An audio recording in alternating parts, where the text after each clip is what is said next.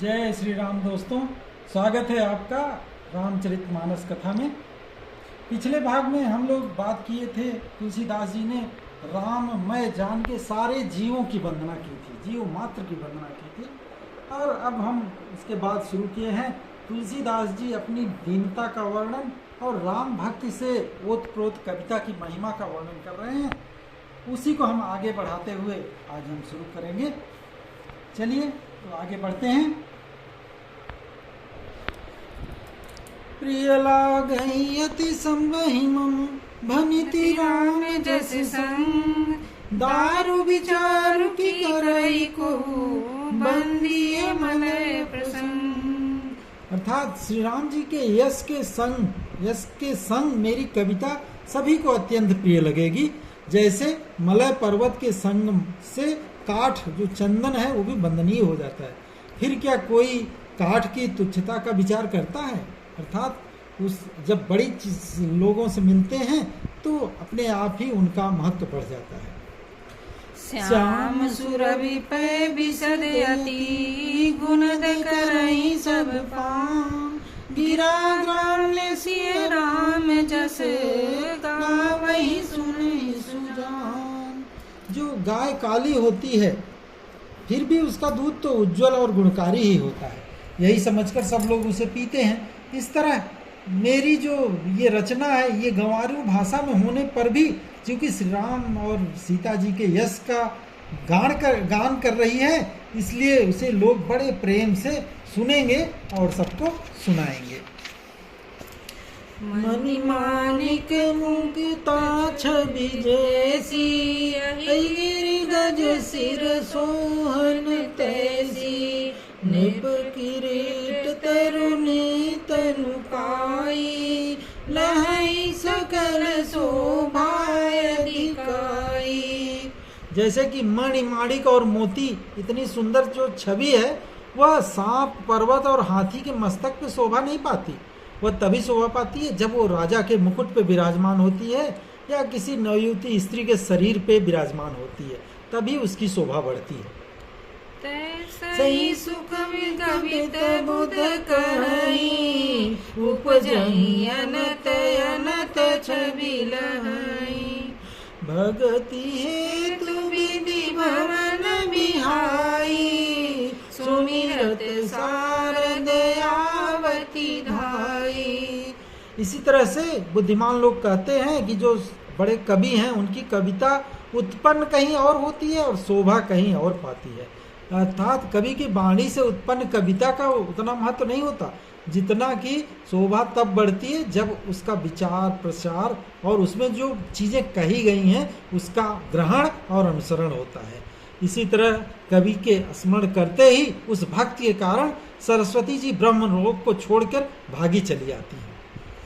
राम चरित sir बिनु अनवाए, सो श्रम जाइन कोटि उपाय, कवि को विदेयस हृदय विचारी, गावहि हरि जस कलिमल हारी। जो सरस्वती जी जब दौड़ के आती हैं तो उनको थकावट होती है, वो रामचरित रूपी सरोवर में नहाए बिना चाहे कितना भी आप उपाय कर लीजिए वो दूर नहीं होने वाली है। कवि और पंडित अपने हृदय में ऐसा विचार करके ही कलयुग में पापों को हरने वाले श्री हरि के यश का गान करते हैं। कीने प्राकृति जन गुण गाना, सिर धुन गिरा लगत पचिताना, हृदय सिंधुमति सीप समाना, स्वाति शारदा कहीं सुजाना। अर्थात संसारी मनुष्यों का गुणगान करने से सरस्वती जो है आती तो हैं लेकिन सिर धुन के पछताने लगती है कि अरे मैं कहाँ आ गई, हाँ इसके बुलाने पे क्यों आ गई, अगर मुझे यही करना था क्या। इसीलिए बुद्धिमान लोग हृदय को समुद्र समझते हैं, बुद्धि को सीप समझते हैं और सरस्वती को स्वाति नक्षत्र के सामने समान समझते हैं। जऊं बरसई बर बार विचारू, होहि कवित मुक्ता मनि चारू, इसमें यदि श्रेष्ठ विचार रूपी जल बरसता है, जैसे कि सीप तो समुद्र में पड़ा रहता है, लेकिन स्वाति नक्षत्र में जब तक जल नहीं बरसता तब तक उसमें मणि नहीं बनती। उसी तरह से बुद्धिमान लोग का हृदय तो समुद्र है, बुद्धि उसमें सीप है, लेकिन सरस्वती जी स्वाति नक्षत्र में आती हैं, लेकिन जब तक श्री राम का श्रेष्ठ विचार रूपी जल उसमें बरसता नहीं तब तक उसमें मुक्ता मणि समान सुंदर कविता नहीं पैदा होती। जुगति बोली पुनि पेहि हई रामचरित बरता, परिरहि सज्जन विमल उर, शोभायति अनुराग। उन कविता रूपी मणियों से युक्त वेद कर फिर रामचरित्र रूपी सुंदर तागे में पिरोकर सज्जन लोग अपने निर्मल हृदय में धारण करते हैं, जिससे अत्यंत अनुराग रूपी शोभा होती है। इस अर्थात वे अत्यधिक प्रेम को धारण करते हैं, प्रेम प्राप्त करते हैं।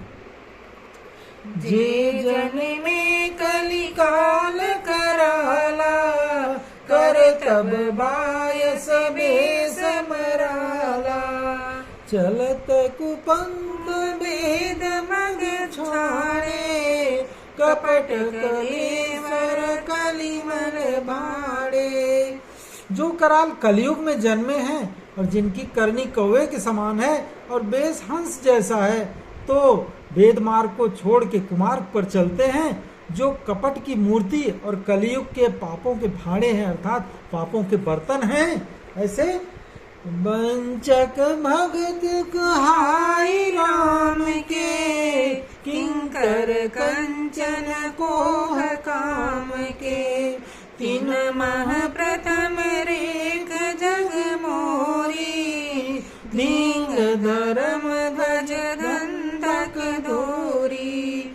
जो श्री राम जी के भक्त कहलाकर लोगों को ठगते हैं और जो धन क्रोध और काम के गुलाम हैं और जो धींगा धींगी करने वाले धर्म ध्वजी अर्थात धर्म की झूठी ध्वजा फहराने वाले दंभी अभिमानी और कपट के धंधों का बोझ ढोने वाले हैं, संसार में ऐसे लोगों में सबसे पहले मेरी गिनती है। गोस्वामी दास जी सबसे नीचे अपने को रखते हैं। महान लोगों की यही महानता होती है कि वो हमेशा अपने को नीचा समझते हैं, इसीलिए उनकी महानता होती है। जो अपने अवगुण सब कहूं, बाढ़ई कथा पार नहीं लहूं, ताते मैं अति अल्प बखाने, थोरे महु जान हई सयाने। अर्थात तुलसीदास जी कहते हैं कि यदि मैं अपने अवगुणों को कहने लगूं तो कथा बहुत बढ़ जाएगी और मैं उसका पार नहीं पाऊंगा, इसलिए मैं बड़े थोड़े में अपने अवगुणों का वर्णन किया है। बुद्धिमान लोग इतने में ही इसे समझ लेंगे। समुझ विविध विधि विनती मोरी, कौन कथा सुनी नहीं है खोरी, एते पर करी है जे आशंका, मोहिते अधिक ते जड़मति रंका। तुलसीदास जी कहते हैं कि मैंने अनेक प्रकार से विनती की है सबकी, तो ऐसा इस विनती को समझकर कोई भी इस कथा को पढ़ेगा तो कुछ अगर कहीं गलती होगी तो मुझे दोष नहीं देगा, लेकिन इतने पर भी जो मेरे ऊपर शक करेंगे तो वे मुझसे भी अधिक मूर्ख और बुद्धि के कंगाल होंगे। कभी न हो नहीं चतुर कहाऊं, मति अनुरूप राम गुण गाऊं, कहे रघुपति के चरित अपारा, कह मति मोरी निरत संसारा। गोस्वामी जी कहते हैं मैं न तो कवि हूँ और न तो अपने को चतुर कहता हूँ, अपनी बुद्धि के अनुसार श्री राम जी के गुण गाता हूँ। कहाँ तो रघुनाथ जी का ये इतना अपार बड़ा चरित्र और कहाँ संसार में आसक्त मेरी छोटी सी बुद्धि, कैसे मैं वर्णन कर सकता हूँ। यही मारुद गिरि मेरु उड़ाही, कहूँ तूल कहीं लेके माही, समुझत अमित राम प्रभुताई, करत कथा मन अति कदराई। जैसे कि हवा से बड़े बड़े पहाड़ उड़ जाते हैं, तो उसके सामने रुई किस गिनती में आती है। श्री राम जी की असीम प्रभुता को समझकर कथा करने में मेरा मन बहुत हिचकता है। शारद शेष महेश विधि आगम निगम पुराण, नेति नेति कहि जासु गुण करहि निरंतर गान। सरस्वती जी, शेष जी, शिव जी, ब्रह्मा जी, शास्त्र, वेद, पुराण सब जो है भगवान को नेति नेति कहते हैं, अर्थात ऐसा नहीं, ऐसा वो पार नहीं पाते उनका गुणगान करने में, तो भी वो सदा उनका गुणगान किया करते रहते हैं। सब जानत प्रभु प्रभुता सोई, तदपि कहे बिनु रहा न कोई। ताहाँ वेद अस्वीकार निराकार, भजन प्रभाव भांति बहुभाषा। सभी लोग जानते हैं कि भगवान की प्रभुता इतनी ज्यादा है कि हम उसका वर्णन नहीं कर सकता हूँ, लेकिन फिर भी लोग वर्णन किए बिना नहीं रह पाते। जहाँ वेद इतना जो है वर्णन उनके बारे में कर रखा है, और वो कई भाषाओं में उनके भजन का प्रभाव जो है उन्होंने वर्णन किया है कि कैसे वो भवसागर से पार करने वाला है। एक रूप नामा, अज सच्चिदानंद परधामा। व्यापक विश्वरूप भगवाना, तेहि धरि देह चरित कृत नाना। अर्थात जो परमेश्वर एक है, जिनकी कोई इच्छा नहीं है, न इनका कोई रूप न कोई नाम, वो अजन्मा सच्चिदानंद और परम धाम है, जो सब में व्यापक और विश्व रूप हैं। उन्हीं भगवान ने दिव्य शरीर धारण करके नाना प्रकार की लीलाएं की हैं। सो केवल भगतन हित लागी, परम कृपाल प्रणत अनुरागी। जय जन परम मितायति छोहु, जय करुणा कर कीनन कोहु। ऐसे जो परमेश्वर भगवान हैं, वह लीला केवल भक्तों के हित के लिए ही करते हैं, क्योंकि भगवान बड़े कृपालु हैं और शरणागत के भी बड़े प्रेमी हैं। जो उनकी शरण में आ जाए उनसे अत्यंत प्रेम करते हैं। उनकी भक्तों पे बड़ी ममता और कृपा है, और एक बार जिस पर उन्होंने कृपा कर दी, फिर उस पर वो कभी क्रोध नहीं करते। गई बहुर गरीब निवाजू, सरल सबल साहिब रघुराजू।